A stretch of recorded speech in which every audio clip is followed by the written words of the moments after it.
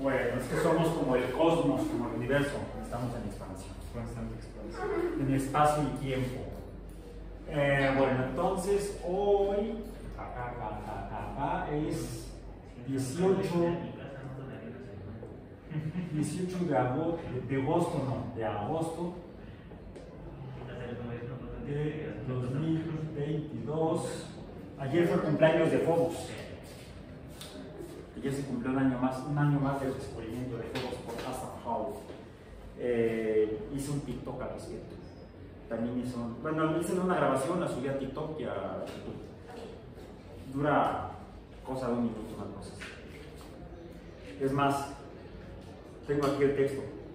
El 17 de agosto de 1877, Asaph Hall descubrió Phobos, el satélite más grande de Marte. 6 días antes había descubierto Deimos, después de muchas observaciones constantes. En 1972, la sonda Mariner 9 tomó las primeras vistas detalladas de Phobos y Deimos, que están entre las lunas más pequeñas del sistema solar, con masas insuficientes para que tomen forma esférica por gravedad. Es más, en un capítulo de Cosmos, donde Carl Sagan fue a visitar el salón de sexto de primaria donde él estudió, allá en una escuela de Nueva York, les regaló fotos de la NASA a los niños del grupo en el que estaba, creo que fue, y les mostró, un niño preguntó que por qué los planetas eran redondos, y le dijo que es una excelente pregunta. ¿Por qué los planetas son redondos? Los planetas son redondos. Es más, revisamos la definición de la Unión Astrofísica Internacional de lo que es un planeta y lo que dice que son redondos. Estamos en introducción a la astrobiología.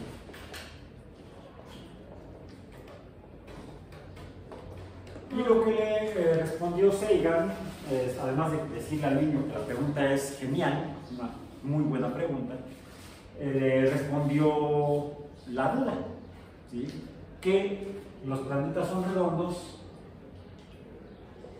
por F subíndice G, por la fuerza de gravedad, que lo voy a poner así, es proporcional a la masa. Nada más lo voy a poner así. Mientras mayor sea la masa que conforma un cuerpo astronómico, mayor es la fuerza vista como fuerza. Ya ven que por ahí hay algunos youtubers que dicen la fuerza de gravedad no existe. Entonces, ¿por qué? Bueno, son interpretaciones dependiendo del paradigma o modelo teórico, el modelo que explica el fenómeno. El modelo newtoniano explica por qué los objetos caen por la interacción entre masas. Mientras más grande sea la masa de los cuerpos que interactúan entre sí, mayor es la atracción entre ellos. Lo que no pudo explicar Newton, porque de hecho él fue el que dio el primer paso, bueno, el segundo paso para entender lo que es la gravedad, el primero quien lo dio, Galileo, cuando se dio cuenta que todos los objetos caen igual y a velocidad variable, va aumentando, variable no caótica, no aleatoria, sino que va la velocidad cuando un objeto cae, la distancia que recorre en unidad de tiempo, que eso es velocidad, va aumentando cada unidad de tiempo, ¿sí? Y aumenta en una forma cuadrática, ¿sí? Es decir, aumenta no de manera lineal, no es primero 1, luego el doble, 2, luego 4, 6, 8, 10, 12, 14, ¿sí? No va aumentando al doble, sino que va aumentando en forma cuadrática. 2, 9, 16, 25, 36 son los cuadrados de 1, bueno, de 2, 4, 6, 2, 3, 4, 5, 6, 7, 49 sería el que sigue. Esa es la forma en la que va aumentando la velocidad con la que un objeto cae. Ahora, ¿por qué los objetos caen y la velocidad aumenta de esa manera? Pues porque sus masas una masa atrae a la otra y la otra atrae a la una. Se atraen mutuamente de manera proporcional a el producto de esas masas que se atraen entre sí. Mientras mayor sea la magnitud de las masas, mayor será la interacción que provoca que uno caiga sobre el otro o las dos caen sobre sí mismas hacia un centro de masa común o un centro de gravedad común. Y a ese fenómeno de movimiento es al que llamamos fuerza. Debido a las masas le llamamos fuerza de gravedad. Entonces, cuando la masa es muy grande, la masa que se encuentra en el espacio es muy grande e interactúa entre sí, se atrae, va cayendo, y cuando la masa es suficientemente grande, pues algo cae y se aplasta, y se cae del otro lado y se aplasta por todos lados, y la forma tridimensional más estable de ese fenómeno, la forma geométrica en un espacio tridimensional en la cual esto es más estable, porque la masa es muy grande, es una esfera.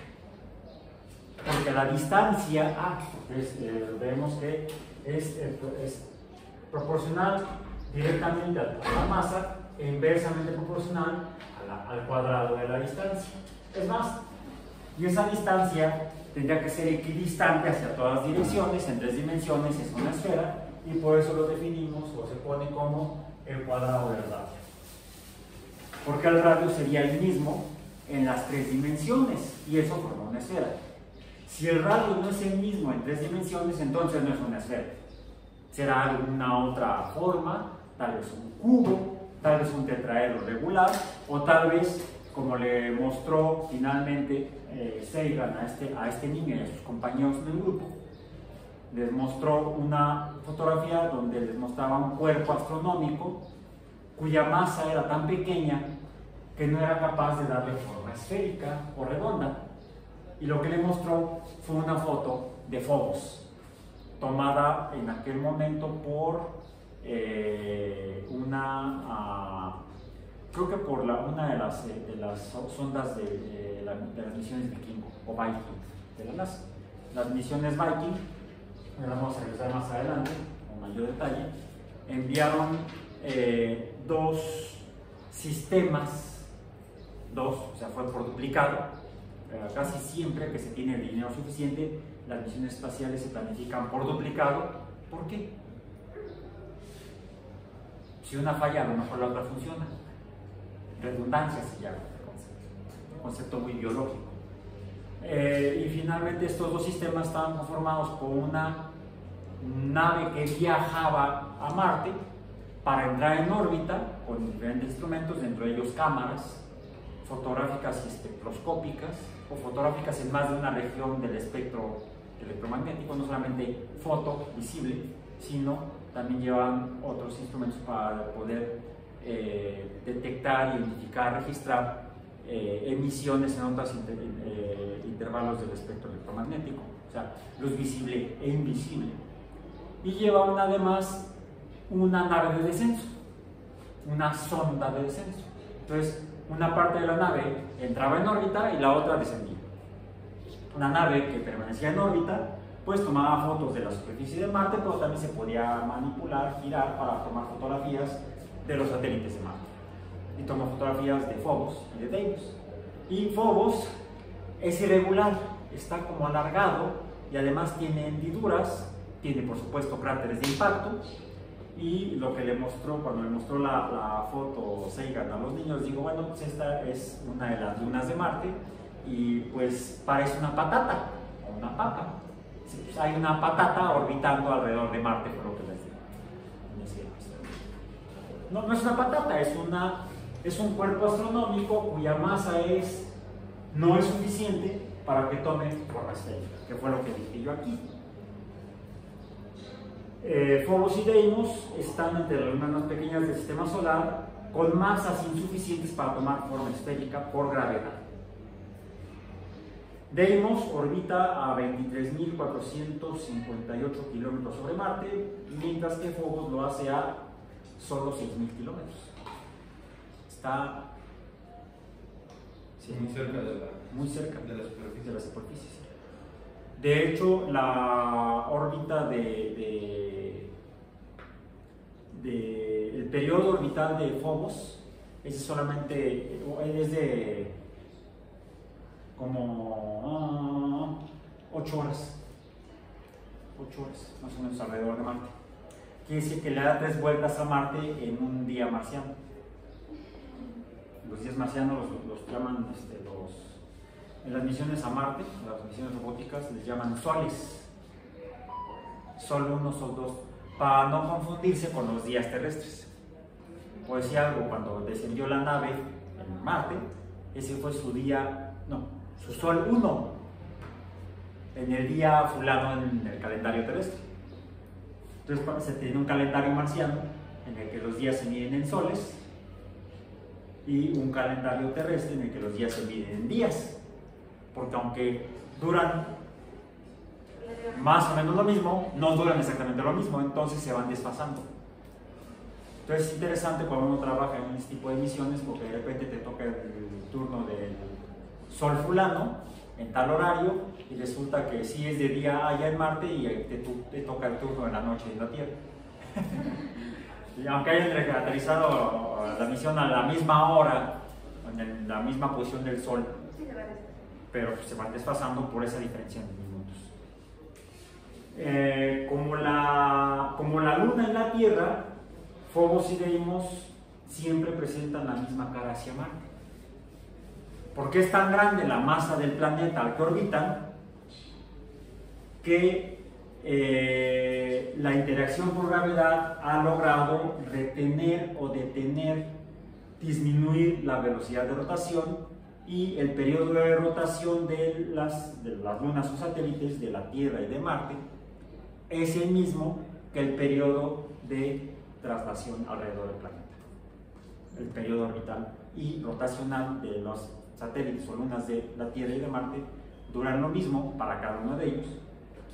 Ya, la Luna, ya lo mencionamos, rota sobre su eje una vez cada 28 días y le da la vuelta a la Tierra cada 28 días, una vuelta cada 28 días, entonces por eso siempre vemos la misma cara de la Luna.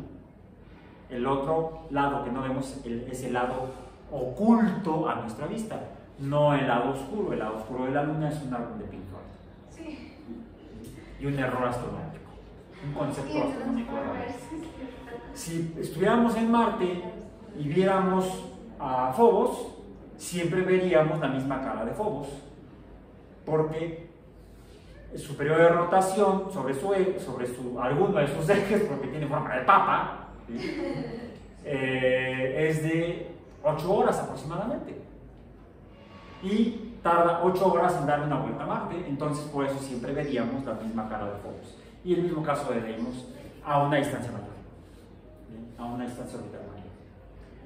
Probablemente, debido a que son irregulares, no son redondos, probablemente formados por material rico en carbono, ¿sí? Hay que hacer más estudios espectroscópicos y hay misiones planificadas para estudiar los satélites de Marte con mayor detalle. Hay interés en estudiarlos con mayor detalle, intereses de diversos tipos, para verificar si efectivamente está formado por carbono y hielo de agua. Sus superficies son sumamente oscuras, por lo que es posible que sean asteroides capturados por la gravedad de Marte hace millones o miles de millones de años. Es decir, el origen de satélites alrededor de planetas en el sistema solar puede ser diferente. En el caso de la Tierra, la hipótesis que cuenta con más evidencias a su favor es la de la colisión entre protoplanetas en los primeros 500 años de la formación de la Tierra. Y el material remanente eyectado después de la colisión aparentemente se atrajo por gravedad, el fenómeno se llama acreción, hasta acumularse suficiente material para darle forma esférica a ese cuerpo que quedó orbitando alrededor de la Tierra.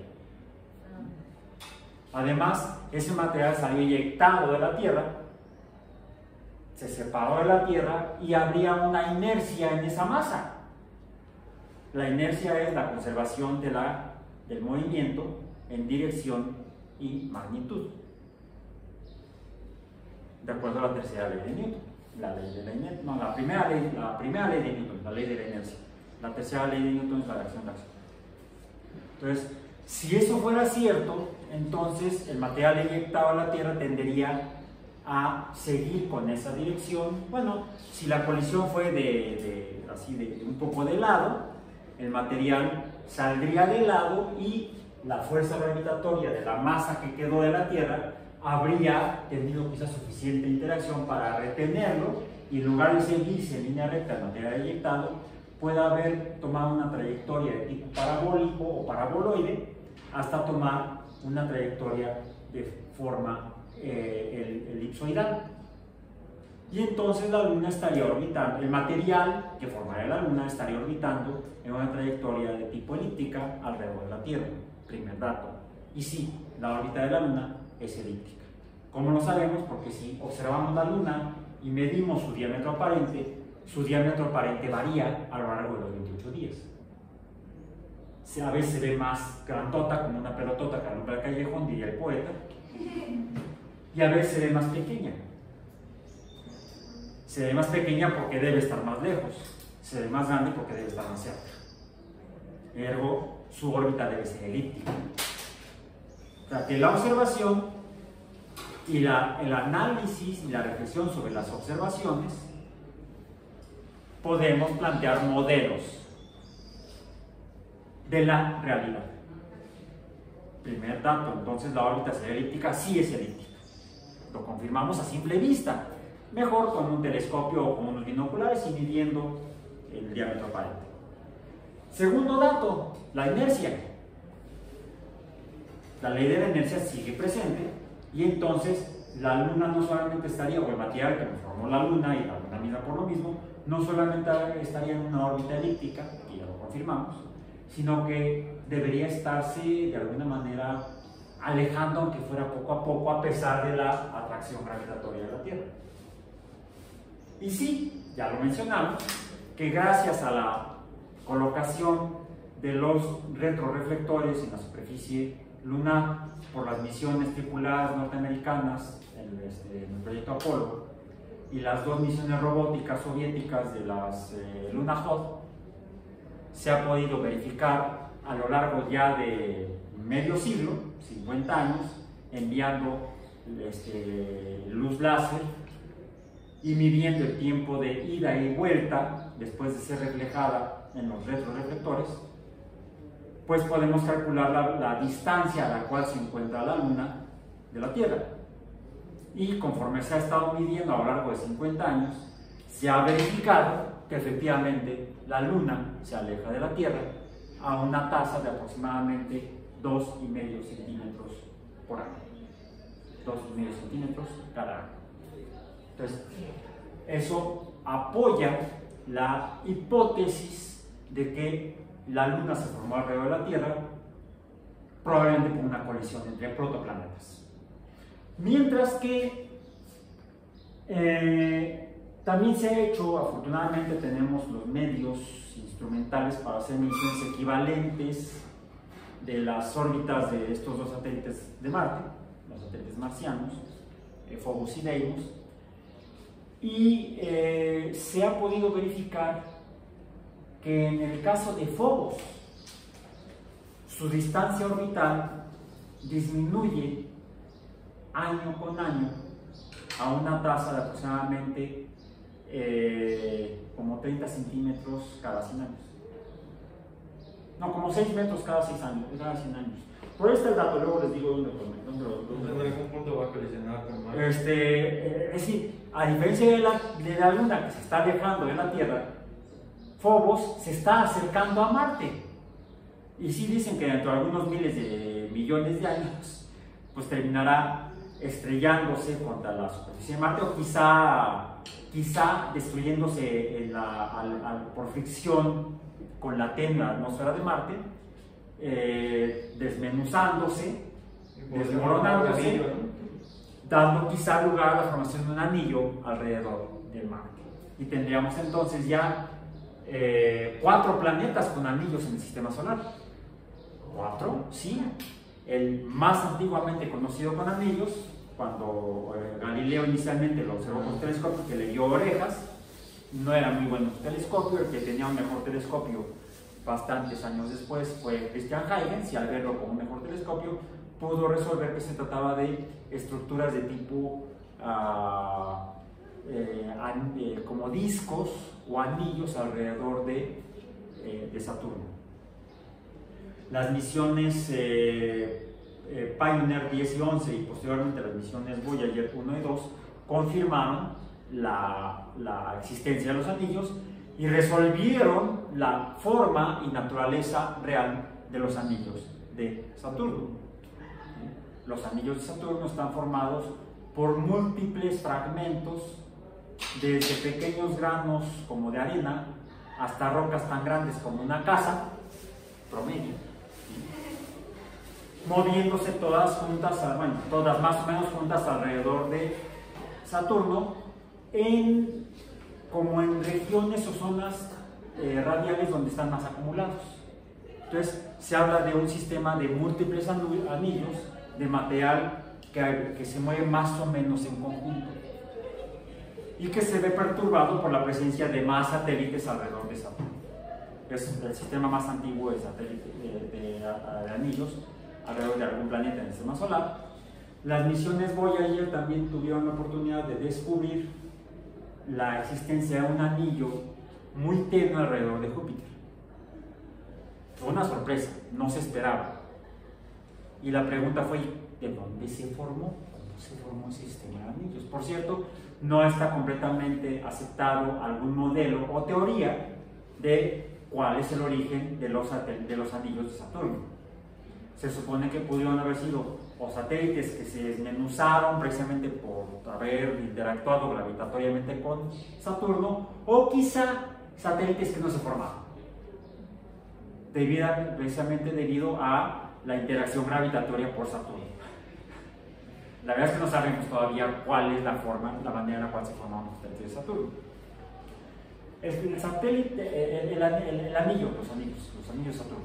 El anillo de Júpiter, ahora la mejor hipótesis, la que parece más plausible de explicar el origen del anillo de Saturno, de Júpiter, es que parece ser que se ha producido a partir de material eyectado de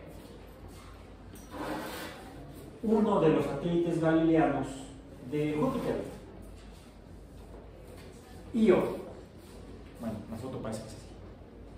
Esta fotografía fue tomada de Júpiter por la Voyager 2 en 1979 y muestra la silueta de una explosión sobre lo que sería la corteza de Io.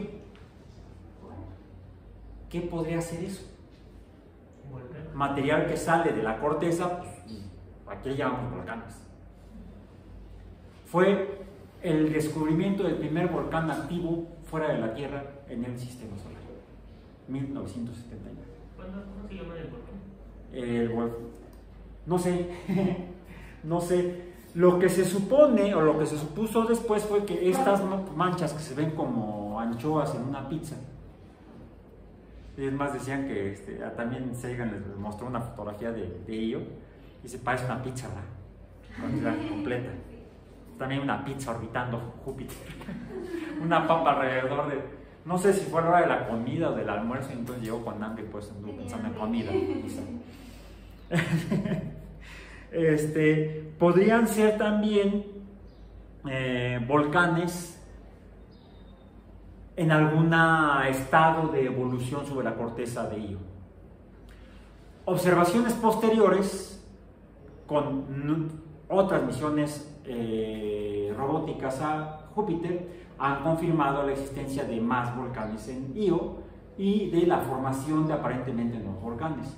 Parece que es el cuerpo astronómico con mayor actividad volcánica en el sistema solar, más que en la Tierra. También, pero nada más también verificamos que la existencia de volcanes en Marte, pero no se ha observado que estén activos. ¿Preguntabas?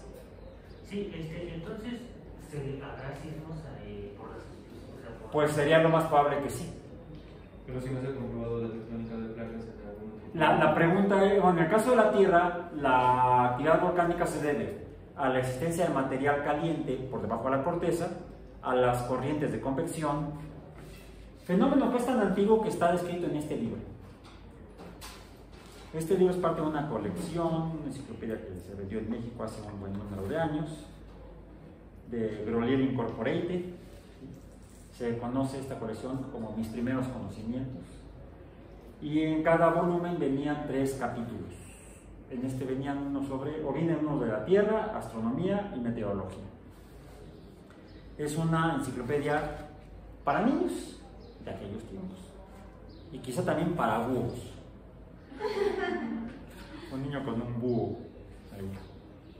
Dice edición en español bajo la dirección del Dr. Frank Thompson. Dr. Frank Thompson quiere decir que o es un médico o es un científico. Derechos reservados conforme a la ley. Copyright 1961, el mismo año en que nací yo, por by Grolier Incorporated Publishers, New York. Impreso y hecho en México.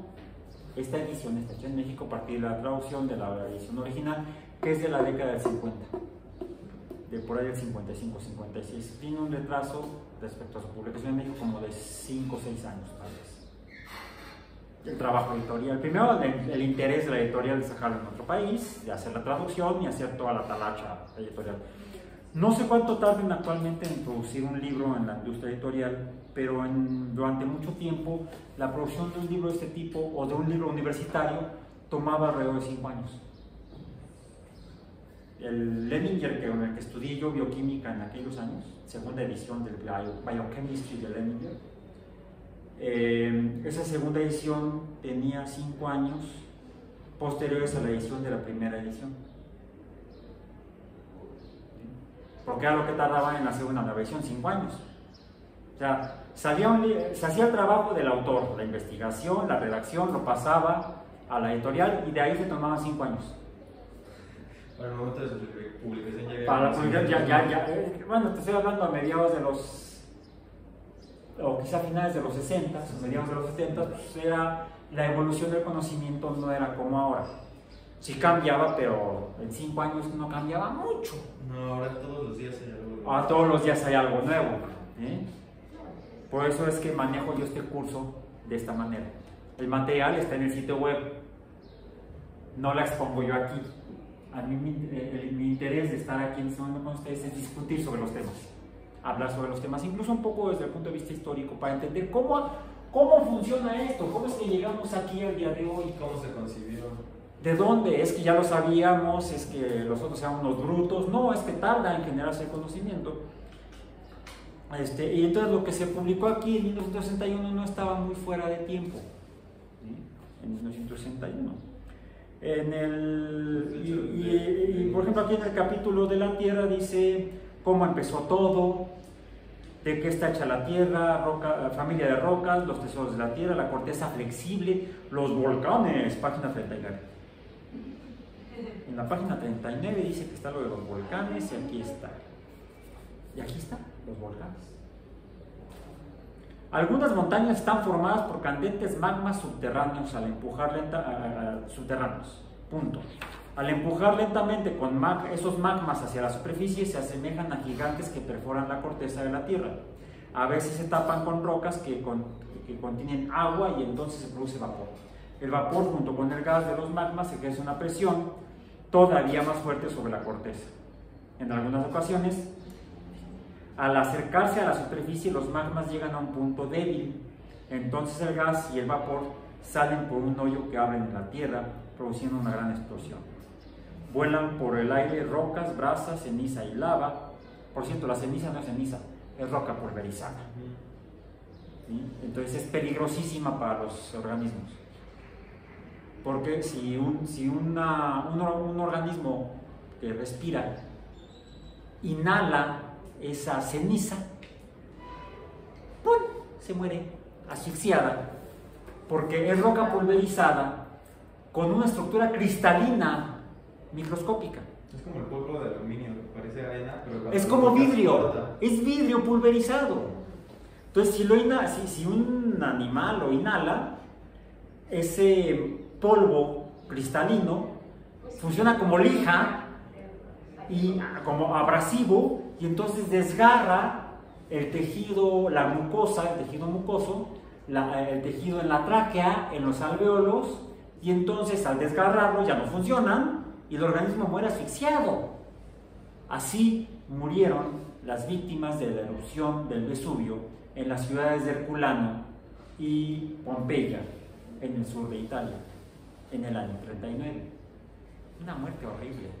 Y así murió una gran cantidad de manadas de mamíferos durante la última erupción del volcán Yellowstone, en lo que ahora son los estados de Wyoming y no recuerdo cuáles otros dos, en el norte de los Estados Unidos. ¡Ay, horrible! Ahora ese fenómeno se llama volcán. Bien. Y fíjense, dice, hoy en día, 1961, hay alrededor de 400 volcanes activos. Menciona aquí, fíjense, menciona el Vesubio, fíjense. El monte Pelée en la isla de Martinica, en las Antillas, y el monte Vesubio en Italia se formaron de esa manera, por erupciones explosivas. De hecho, se conocen erupciones plinianas. Porque en la isla de Sicilia, en la ciudad de Palermo, que es tan antigua como el Imperio Romano, sigue existiendo Palermo. Ahí vive un amigo mío, exalumno de la UAM, hidrobiólogo, el doctor Isaac Razo Amorós, es doctor en biología marina. Hizo su doctorado en el Simprestado en Mérida. O sea, egresó de aquí de hidrobiología, tomó conmigo química orgánica, luego yo tomé con él buceo. Sí, fuimos maestros y alumnos mutuamente, y eso estableció una amistad que hasta la fecha continúa. Finalmente, mientras hacía su doctorado allá en el Simprestado, conoció a una italiana y viven en Palermo ahí con sus hijas. Bueno, en Palermo vivía hace 2000 años casi, no Isaac, sino no es tan viejo, no somos tan viejos. Plinio el viejo tenía un hijo, Plinio el joven, ¿sí? Y él era naturalista, su hijo también. Y cuando empezó la erupción del Vesubio, de hecho cuando empezaron a sentirse primeros sismos, y él, como naturalista, anotó en su diario: hoy tembló. ¿Sí? Y no sé por qué tembló. Al poco tiempo observó que el cono de la montaña Vesubio empezaba a emitir humo. ¡Oh! Vulcano, el dios Vulcano ha despertado. Es un volcán. ¿Cómo funciona? Era un hombre de mucho dinero en la isla de Sicilia. Tenía su yate, ¿sí? Entonces les dijo a sus empleados que pusieran el yate a punto para ir al puerto de se me fue el nombre. Lo acabo de decir hace rato. No fue a Herculano, fue a la otra, a la otra ciudad destruida por eso. No, Palermo. No, Palermo todavía existe. Pompeya. Pompeya. Fue al puerto de Pompeya, ahí desembarcó y se puso a tomar nota de lo que veía. Enviaba sus notas de regreso a Palermo para que las fuera compilando su hijo. Finalmente, cuando se da la erupción en la que el volcán estalla, se pulveriza el cono y emite lo que ahora conocemos como flujos piroclásticos. Ahí quedó. ¿No pudo escapar? No pudo escapar. No, es que Pues sí, se observó hasta el último momento. Y una de las profesiones con mayor tasa de defunción como muerte laboral, hay accidentes laborales y hay muertes laborales, es la de vulcanólogos. Geólogos, geofísicos, vulcanólogos son los que con mayor frecuencia mueren en el trabajo.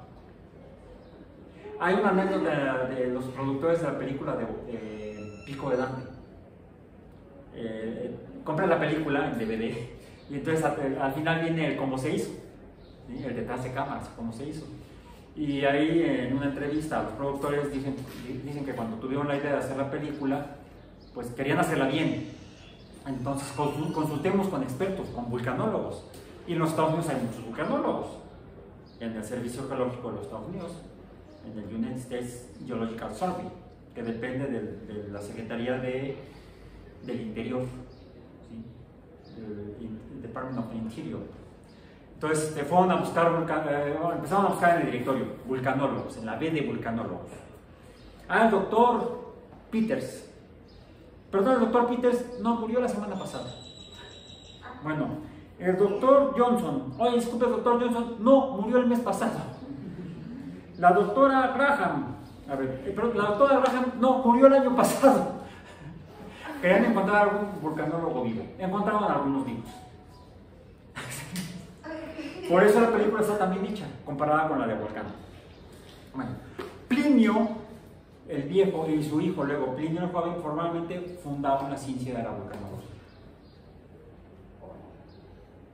A través de todo lo que registraron de las erupciones actualmente conocidas como erupciones plinianas, aquellas en las cuales los volcanes estallan y arrojan flujos piroclásticos, los cuales pueden llegar a los flujos de polvo y gas caliente que va por delante del polvo, se mueven a veces a velocidades arriba de los 900 kilómetros por hora. No hay manera de escapar. No hay manera de escapar. En fin. Y dice, se formaron de esa manera. Más recientemente, en 1943, se abrió un hoyo en un maizal. El volcán que nació aquí De México. Ajá. Y de él empezó a brotar lava. Quedaron destruidas sus aldeas, en tanto que la lava y las cenizas se extendían por la campiña. Una de las aldeas se conocía como, se llamaba Parangarícuaro. En Michoacán. Que se presenció el nacimiento. Ese volcán, el Paricutín, alcanzó una altura de varios centenares de metros antes de dejar de hacer erupción en 1952. 9 años estuvo activo. De ahí hasta se generó muy bonita. Sí, no, y se generó hasta un trabalenguas. Parangaricutirimícuaro. De Parangarícuaro, el pueblo, uno de los dos pueblos que fue destruido. Bueno, a partir de entonces se ha podido registrar en diferentes lugares del mundo la formación de nuevos volcanes desde cero, principalmente en Indonesia, en el Océano Pacífico, y en Islandia, en el Atlántico. Bueno, y muestra incluso aquí el anillo de fuego. Pero este libro es previo a la publicación de la teoría de tectónica de placas. Da otra explicación a la formación, a las formaciones geológicas como los estratos. Habla de la sedimentación, de la formación de pliegues, pero suena medio que le falta. 1961. Bueno, ok. Finalmente, en la Tierra, los volcanes y los sismos y la deriva continental son fenómenos que operan por la misma causa.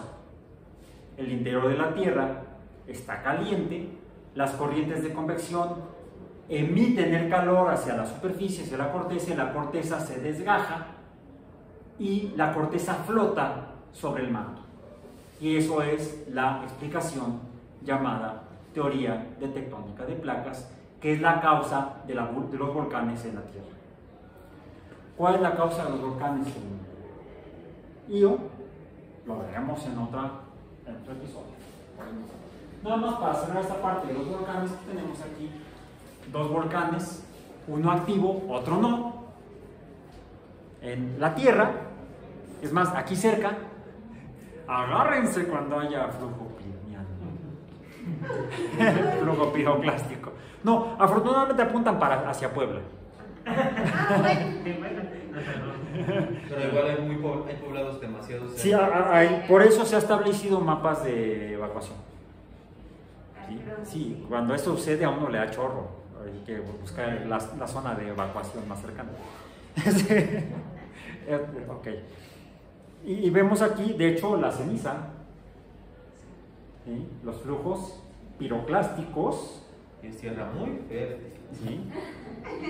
Sí.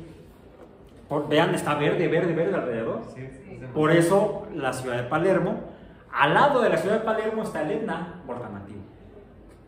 Pero afortunadamente parece que no es pliniano. Parece. Ya espero que por Isaac y la familia que no sea pliniano. Bien, y que de hecho el Iztaccíhuatl no es un volcán. No, entonces es 3 volcanes. Hay tres conos conjuntos por desplazamiento.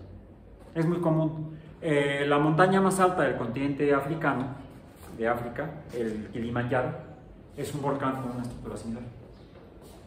Y eso se debe a la tectónica de placas que produce el desplazamiento de los puntos calientes, que es por donde sale. Otros son los sismos. Este es un mapa del sismo que se produjo el 7-2 de abril, no, dice, causada por el sismo de 7.2 de abril de 2010 en el norte de Baja California. Por eso lo que aparece aquí es Mexicali. Es muy cerca de la falla de San Andrés, ¿no? La falla de San Andrés está, de hecho forma parte del sistema de las fallas de San Andrés, que es un sistema múltiple de fallas, que se encuentra precisamente en el anillo de fuego. ¿Sí? Aparentemente no es la misma causa en la tectónica de placas en los volcanes de Io, cuya primera imagen habría sido que vio Galileo, sería semejante a esta imagen que ya vimos en una sesión anterior. De ver esto,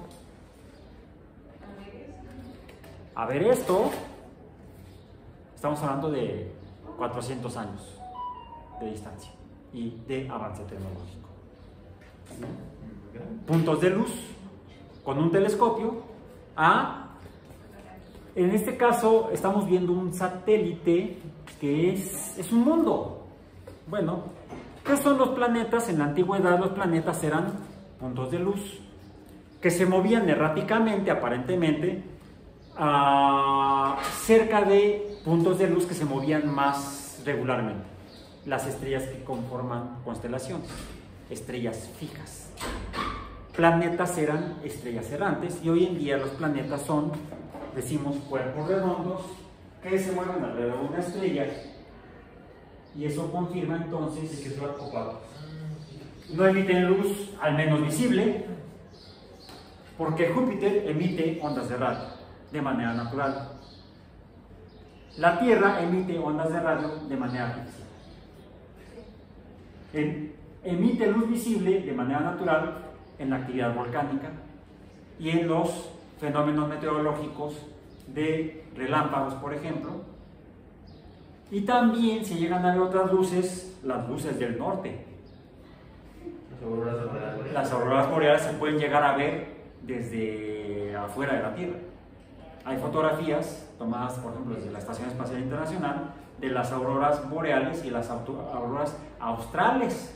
Se observan en los dos polos. Se han observado también auroras en los polos de Júpiter y de Saturno.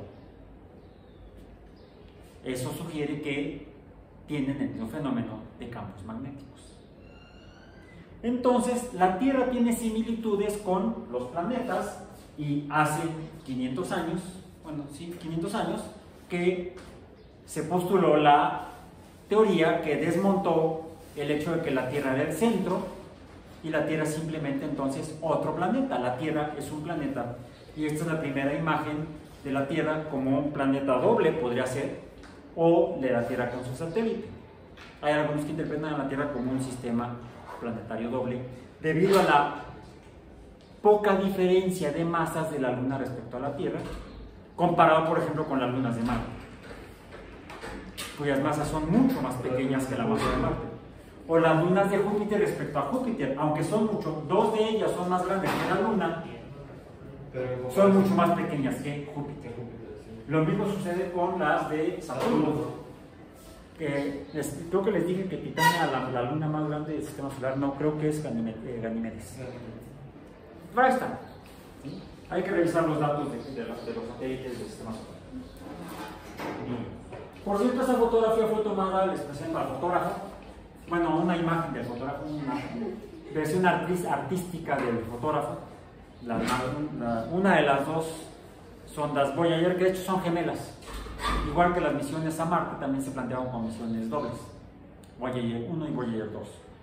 La Voyager 1, estas misiones se planificaron, fue un golpe de suerte para la humanidad, porque justo cuando contábamos como humanos con la tecnología para enviar naves robóticas a estudiar más de un planeta exterior del sistema solar, exterior los llamamos, están más allá del sistema de asteroides, porque además tienen algo en común, son muy masivos y sus masas son principalmente gaseosas, mientras que los que se encuentran, lo tapé, no se me escapó. ¿No hay muchos mosquitos? Sí, no, está grueso. Espero que no transmitan el Zika. No, porque prefiero que entren moscos y no que entren, bueno, que nos contagiemos virus. No sabemos si tenemos el virus. No. Por eso ustedes traen el cubrebocas y por eso yo estoy a sana distancia. No me pongo el cubrebocas para que se oiga un poco mejor las tonterías que digo. Ok. Y luego las puedan verificar en el video de YouTube. ¿Cuál fue el chiste tonto que dijo el profesor? Bien, entonces,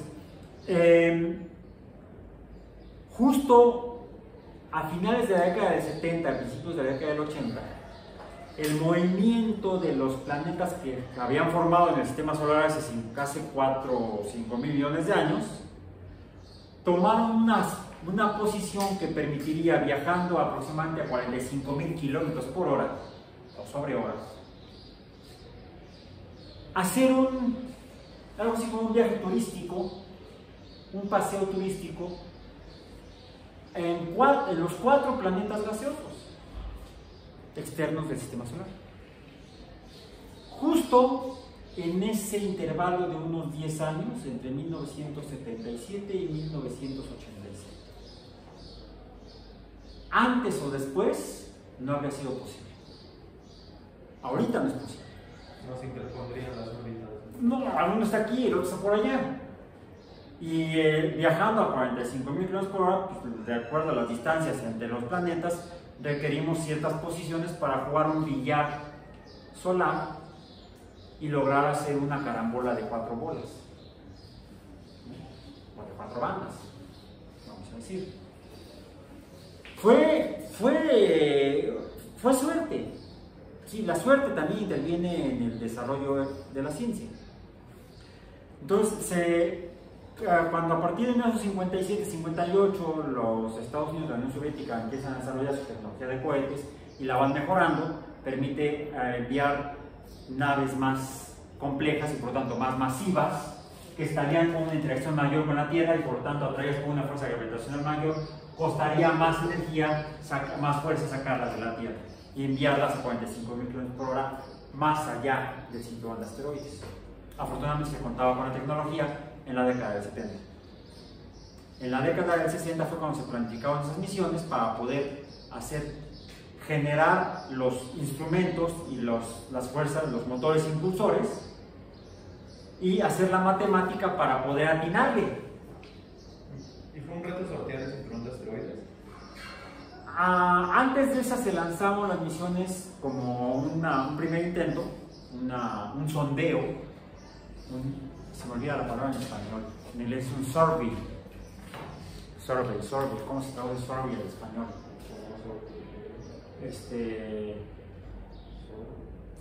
Ay, no me acuerdo.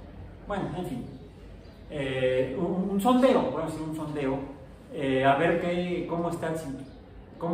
tan cerca están los asteroides unos unos entre otros, se lanzaron las Pioneer 10 y 11. Las Pioneer 10 y 11 que desarrollaron con base en tecnología de las Mariner. De hecho, la tecnología básica de las Voyager, sobre todo este núcleo, es el mismo de las Mariner, que se enviaron desde 1961 a Venus, por ejemplo. Fue una tecnología que se usó durante 20 años. Lo que se mejoraba eran los instrumentos científicos, la electrónica, la óptica, de los instrumentos que se metían ahí adentro, y los sistemas de impulsores, pero la estructura básica fue la misma. Entonces, se enviaron primero las Pioneer y sí, le echaron la bendición a los dos. Vaya con Dios, José. Porque no les habría sorprendido que estamos monitoreando los datos y de repente, ¡pum!, no hay datos. Se estrelló. Se estrelló con los asteroides, como en la película de la Guerra de las Galaxias, cuando van con el halcón milenario. ¿Sí? Bueno, eso es ficción, afortunadamente. Lo que se encontró es que hay un asteroide aquí y el otro no se ve. Está a miles, por lo menos, miles de kilómetros de distancia el más cercano. Mucho más lejos que los pueblos australianos entre sí. Y miren qué hay es decir. Bien. Entonces no encontraron ni las esferas de cristal de Ptolomeo, ni los asteroides de la Guerra de las Galaxias. El cinturón de asteroides sí es una zona donde hay muchos cuerpos, de hecho miles, es más, no sabemos cuántos, pero es tan grande el espacio que el espacio entre ellos es también muy amplio y está casi vacío. Y solo desde fuera se aprecia. De hecho, para poder atinarle a un asteroide necesitas ubicarlo y atinarle y hacer lo mismo que se hizo para las Voyager. Y se han enviado ya misiones robóticas de investigación a diversos asteroides. Tenemos ya finalmente imágenes de Ceres, aquel que se asumió como un planeta a principios del siglo XIX. Que ahora es un planeta enano. ¿Vale? Y es redondo. Pero, entonces es un planeta. No, porque está en una misma zona orbital, en una trayectoria orbital más o menos compartida con muchos otros cuerpos. Entonces, por eso es que y su masa es relativamente pequeña, etcétera, etcétera. Por eso es que no es un planeta formal. Es como Plutón, un planeta. Hemos afinado la definición comparado con lo que nos habría escrito el libro de astronomía en la década del 60. Y acá dice el sistema solar.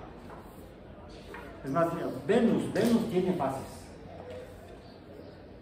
Aquí en el de astronomía, la Tierra, nuestro planeta, aquí dice que la Tierra es un planeta. La Tierra como planeta, la Luna satélite de la Tierra, se encuentra, fíjense, a unos 384.000 kilómetros de distancia. Ahora podemos saber que no está a unos 384.000. Podemos tener el dato preciso y exacto, a escala de centímetros, gracias a las misiones Apolo y Luna-Hoth.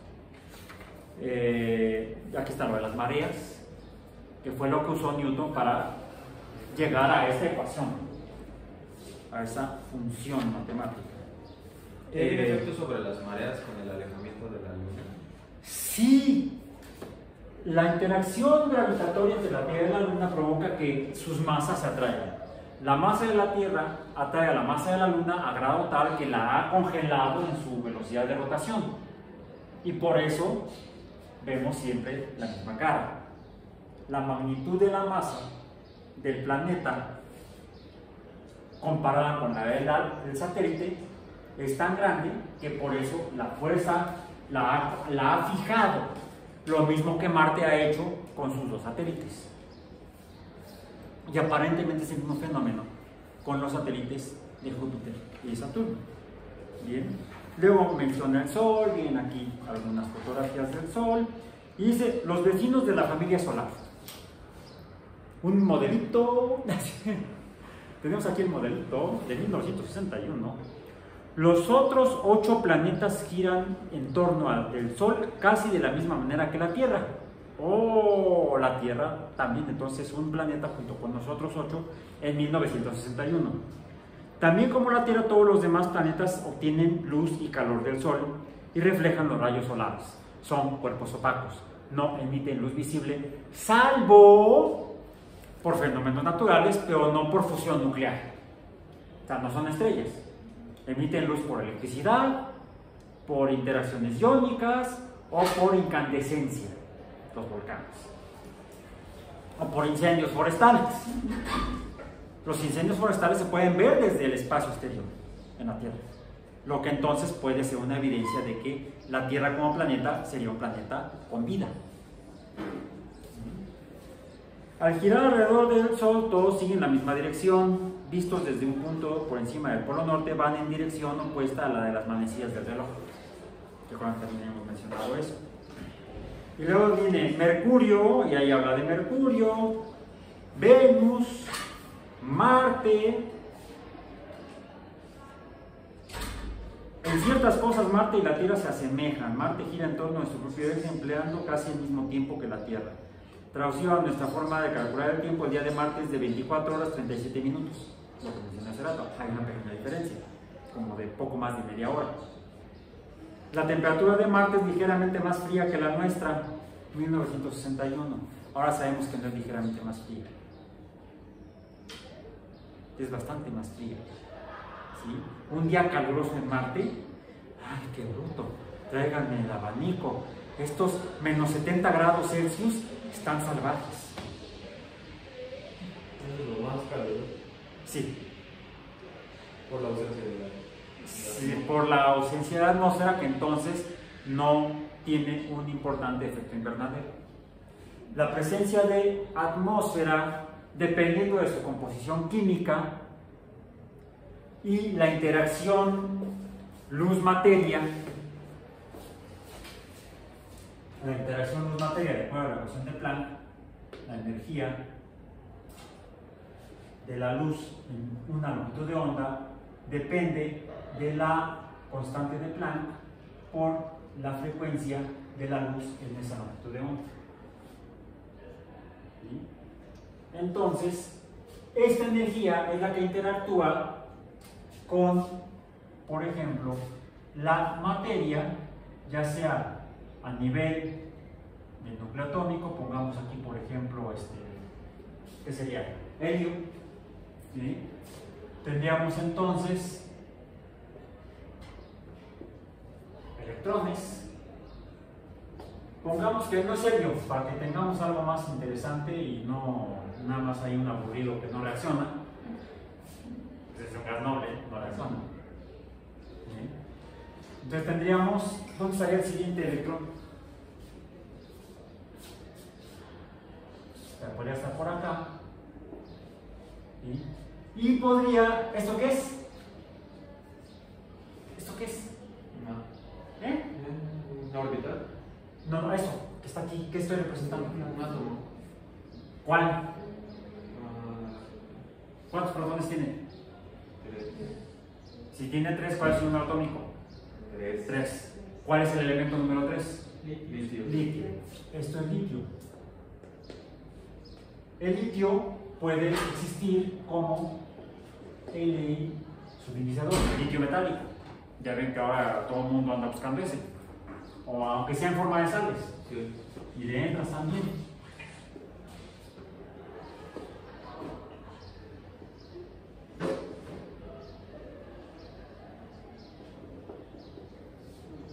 Aquí tenemos litio.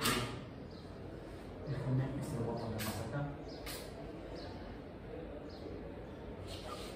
Ese es un modelo de litio al que le faltan algunas cosas. ¿Qué le falta?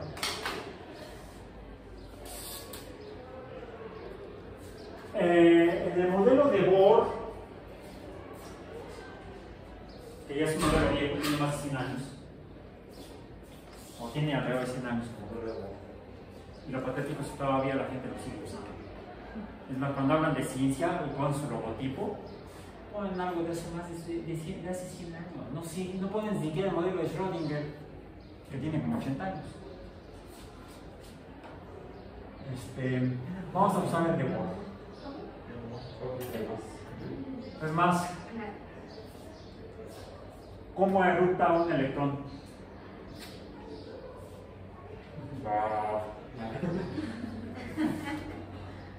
El chiste tonto de jueves. Ok. Esto que pinté, ¿qué es? Una orbital.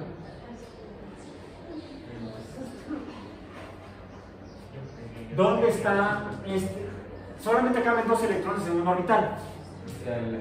Hasta 2 electrones. Puede caber 1 o 2. El REPE, la región estadística de mayor probabilidad. O la región electrónica de mayor probabilidad estadística, por eso es REPE.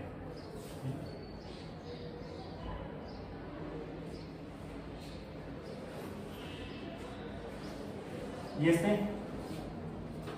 Es el 2. Es 2. Es. Bien. Hay solamente un electrón en cada orbital de cada átomo de litio. Bien. Ok.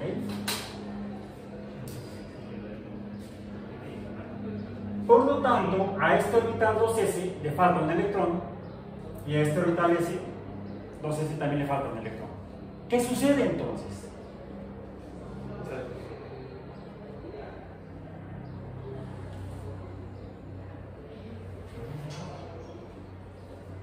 Tenemos representados en 3 colores 3 cosas. En negro es el átomo.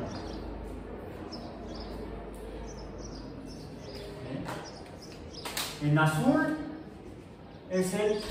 son los orbitales atómicos. Y en rojo, el orbital molecular.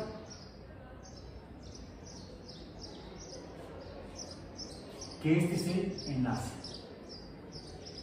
químico.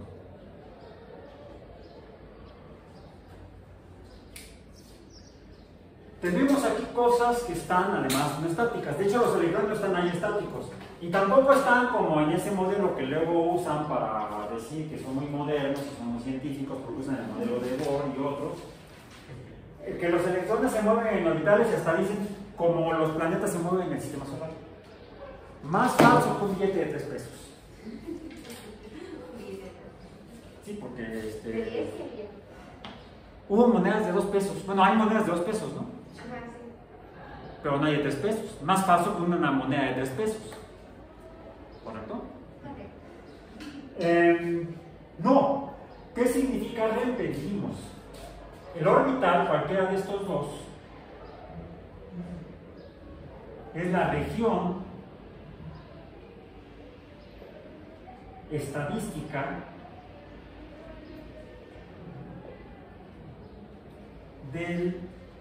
o los electrones. Estadística probabilística, donde es probable que lo encontremos. Ajá. Un poquito de verdad. Cuando hablamos de radicales libres, ¿esto afectaría la vida? Si existieran en forma. A ver, un átomo de litio solo, que es un radical libre. Busca la estabilidad, ¿no? Porque tiene un orbital no lleno. Entonces, este electrón está, pero como loco, buscando con quién ir al cine. Entonces está buscando con quién ir al cine, y cuando encuentra a alguien con quien ir al cine, pues forma un enlace. A veces sucede, que lo que sucede con los radicales libres es que puede encontrarse otro átomo que tenga su orbital último lleno con 2 electrones, pero este dice, no, ¿sabes qué? Me voy con tu amigo al cine. Y el otro se quedó, es que yo voy a ir al cine con él. Y entonces empieza a buscar a alguien más. Y se dan lo que son las reacciones en cadena producidas por radicales libres. Son tanto las explosiones que son reacciones de oxidación. ¿Por qué de oxidación? Porque quitan electrones. Como las causas de mutaciones genéticas en el ADN. Los radicales libres llegan, interactúan con un átomo de una base púrica o pirimídica y generan entonces un átomo al que le falta un electrón en esa base púrica y pirimídica, y esa empieza a buscar otro. ¿Sí? Y se dan mutaciones por radicales libres. No es la única causa de mutaciones genéticas. Pero químicamente lo explicamos así. Ahora, finalmente son cargas eléctricas que se atraen. Hay aquí un trabajo eléctrico. Es una de las cargas eléctricas, positivo o negativo, se atraen. Y hay un trabajo magnético, porque en realidad la interacción de dos electrones, o de que dos electrones se puedan encontrar en el mismo lugar, en la misma región, es porque algo los atrae a que se peguen. Pero como si es la carga eléctrica no los puede mantener juntos, al contrario. Como ambas cargas son iguales en magnitud y en tipo, tendrían a repelerse por fuerza de Coulomb. Entonces hay una contrafuerza que debe ser la responsable de mantenerlos al menos cerca. ¿Cuál es? El magnetismo. La fuerza magnética, la F subíndice M, la fuerza magnética, se opone a la fuerza eléctrica de repulsión y mantiene a los electrones ocupando la misma región. No están pegados, están cerca. No están pegados porque hay repulsión electrostática, pero están cerca porque hay atracción magnética. ¿Bien? El hecho es que tenemos fuerzas magnéticas y fuerzas eléctricas realizando trabajo, y el trabajo es energía. Si toda fuerza, pongamos el modelo mecánico, toda fuerza capaz de producir fuerza por distancia de X es igual a trabajo. Y por supuesto todo esto es vectorial, ¿sí? Y esto es la definición mecánica de energía. Finalmente podemos generalizar el concepto de energía, o la definición de energía, a la capacidad de cualquier fuerza o de cualquier cosa de producir cambios en el universo. Por ejemplo, la gravedad. Por ejemplo, la luz. La luz puede provocar, hasta hice un TikTok y también hice el video, tomé un video que subí yo también a YouTube, donde se ve un disco, ¿sí se lo mencioné? Sí, un disco de prohibido estacionarse que ya no está rojo porque está expuesto a la luz del sol. Entonces, ¿por qué? Porque la luz es energía y puede provocar el trabajo de botar electrones, y entonces modifica la materia. Y si la materia tiene color, quizá esa oxidación, pérdida de electrones, provoca que ya no se vea con el mismo color. ¿Sí? Entonces, finalmente, eso demuestra que existe una interacción entre la luz y la materia. Esto es materia. La luz y la materia interactúan, y la luz modifica la materia. Y yo puedo ver esas modificaciones. Y es lo que me permite saber cómo está hecha la materia. Ahora, ¿por qué? No es la misma fuerza que mantiene unido al núcleo, es una fuerza mucho mayor, requeriría una energía mucho mayor. Es la fuerza nuclear, de hecho. Esta es otra fuerza. Aquí adentro está la F subíndice N, la fuerza nuclear. Acá dijimos que está entre los electrones y los protones, está la F subíndice E, fuerza eléctrica. Y acá entre estos, de hecho, tenemos aquí F subíndice M, fuerza magnética, debida al número de spin. Deberíamos decirle más spin y menos spin. Más spin y menos spin. Y esta diferencia de spin es la que mantiene a dos electrones en un mismo orbital. Porque de hecho, si estos dos electrones tuvieran el mismo spin, se separarían, serían orbitales distintos. No pueden estar dos electrones en el mismo orbital si tienen spines iguales. Los spines tienen que ser diferentes.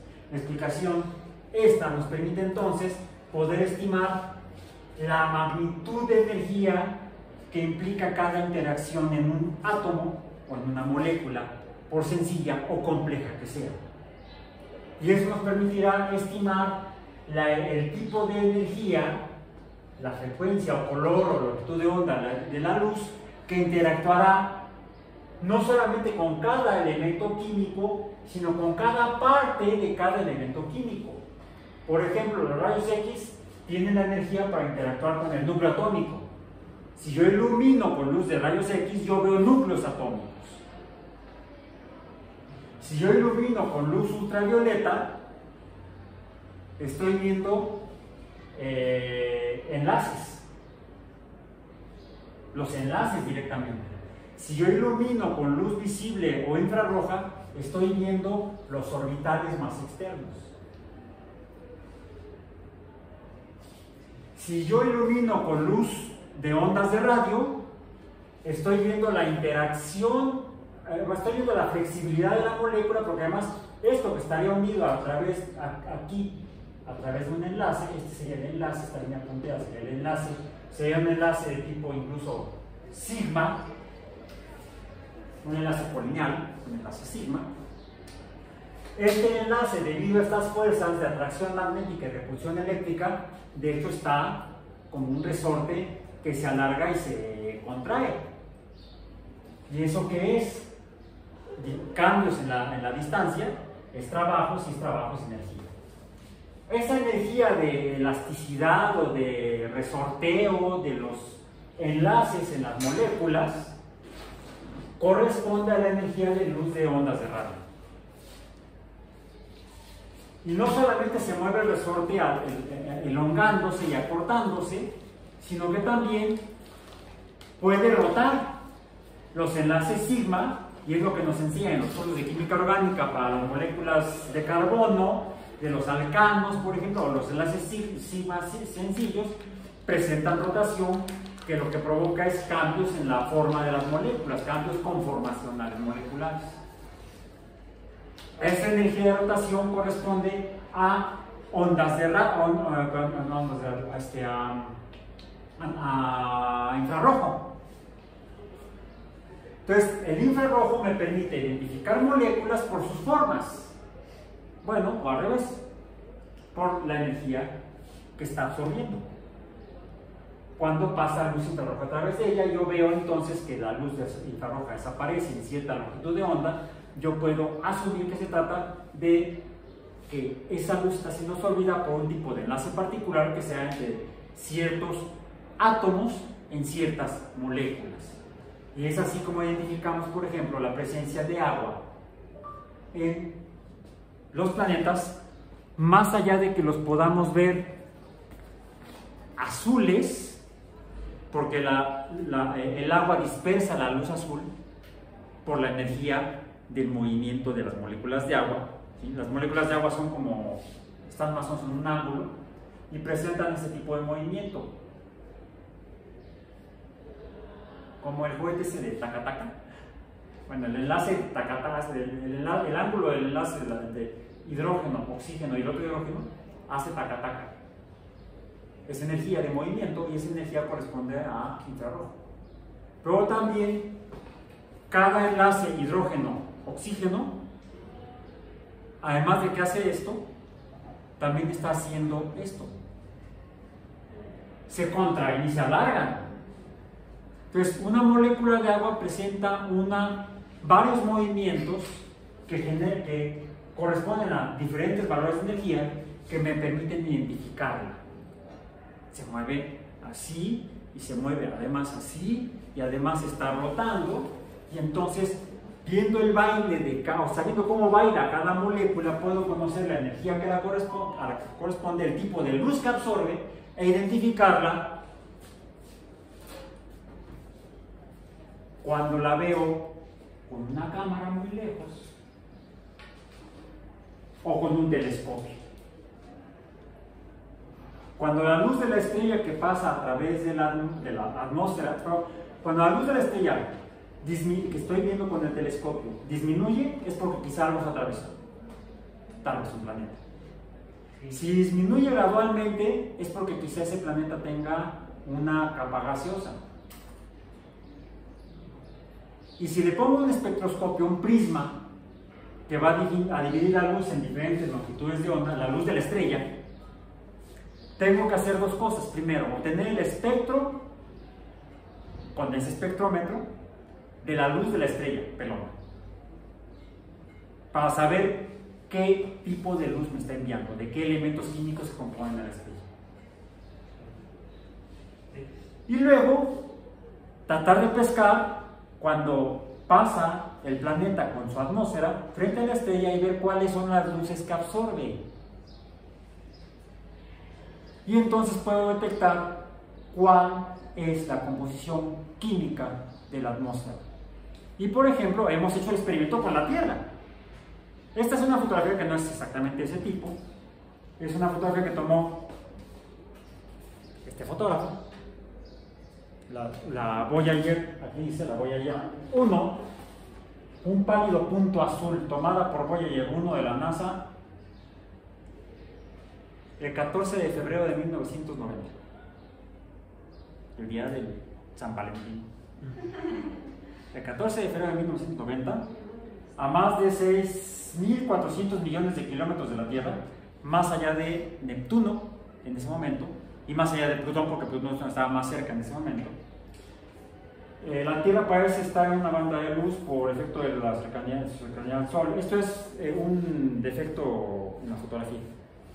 Refracción en el lente de la cámara. ¿Sí? Y se alcanza a ver, aquí no está muy bien impresa la foto, porque se ve medio rojizo, pero la foto original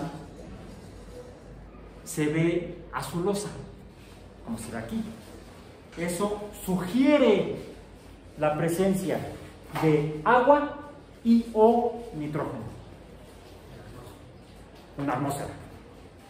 ¿Cómo lo verifico? Con un espectrómetro. Y entonces podemos empezar a estudiar la Tierra ya como un planeta en cuanto a sus propiedades espectroscópicas, para tomarlo como modelo de cómo podríamos identificar la presencia de algo en otros cuerpos astronómicos, los mismos planetas en el sistema solar, o tal vez planetas más allá del sistema solar orbitando otras estrellas. Nada más para mostrarles que cómo cambió nuestro modelo. Aquí decía los otros 8 planetas. ¿Por qué 8 planetas? Porque en esta imagen de 1961, este modelito de 1961, están Mercurio, el más cercano, luego Venus, luego la Tierra, luego Marte, luego Júpiter, luego Saturno, luego Urano, luego Neptuno y acá Plutón. Pues Plutón desde 1999 ya no es planeta como estos otros 8, sino que es como seres, acaso de seres, es un planeta enano.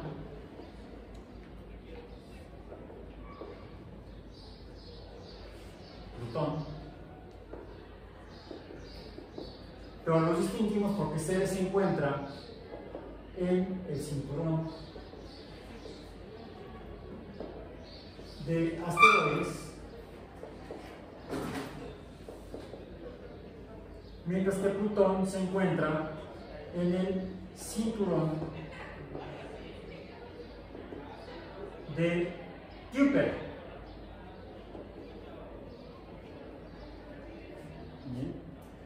¿Por qué planetas enanos? ¿Por qué enanos? Porque son muy pequeños. ¿Por qué planetas? Porque son esféricos, o sea, digamos que son redondos. Su masa es suficiente para ser redondos, pero van acompañados con otros cuerpos en una región donde hay muchos otros cuerpos. Su masa es suficiente para ser redondo, pero no para despejar. Pero no para despejar o casi totalmente, ahora sí debemos decir casi totalmente, porque algo que no aparece en este modelo son los asteroides troyanos, que ya hemos mencionado previamente. La Tierra tiene sus propios acompañantes en su órbita, pero no son en la cantidad ni distribución de los asteroides en el cinturón de asteroides, ni de objetos que actualmente se conocen en el cinturón de Kuiper, que también reciben el nombre de objetos transneptunianos.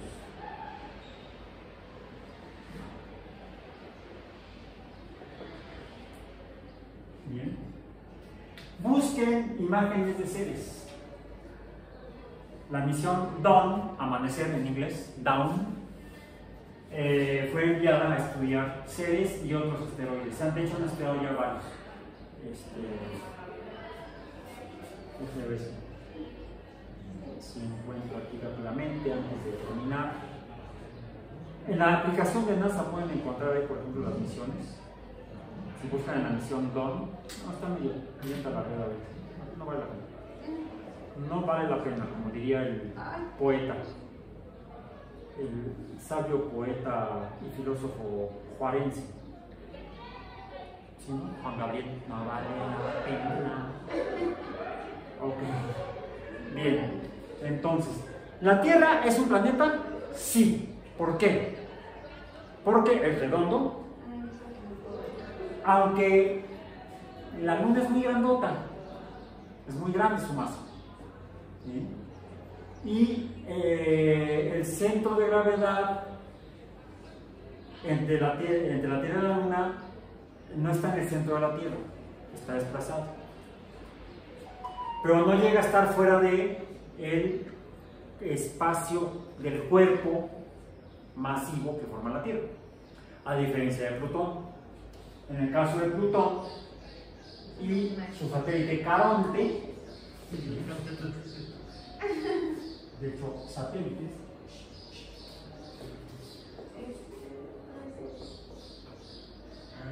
Caronte comparte un centro de gravedad común con Plutón. En el caso de la Tierra no llega a ser así. No llega a ser así. El centro de gravedad común está dentro de la masa corporal de la Tierra, dentro del espacio que conforma la masa corporal de la Tierra. No así en el caso de Plutón. Por eso es que algunos astrónomos están en contra de calificar a la Tierra-Luna como un sistema planetario doble. Hay otro, es un punto que puede estar a debate entre la comunidad de astrónomos o astrofísicos. Nosotros asomamos a la Tierra como un planeta. Como planeta es un planeta con atmósfera, ¿sí?, con una composición que dispersa la luz azul, que sugiere la presencia de agua. De hecho, sí, en una de las láminas que tenemos disponibles en el curso, se muestra el espectro de absorción de la atmósfera terrestre. ¿Sí? Verifiquen, revísenlo. ¿Cuáles son los elementos que son evidentes en el espectro de absorción de la Tierra como planeta? Porque finalmente entonces la Tierra se convierte en un modelo para poder buscar otros planetas en los que pudiera haber vida. Necesitaríamos caracterizar a la Tierra desde un punto de vista físico y químico como un planeta poseedor de formas de vida, al menos de vida básica. ¿Cuáles serían las evidencias de existencia de formas de vida básica? Por ejemplo, si declaramos la producción de oxígeno libre, eso lo más probable es que probablemente sea consecuencia de la producción, no, más de la existencia de fotosíntesis, de la transformación de energía luminosa en energía química. Sí, la luz puede romper moléculas, pero también puede formar moléculas. Eso es la fotosíntesis.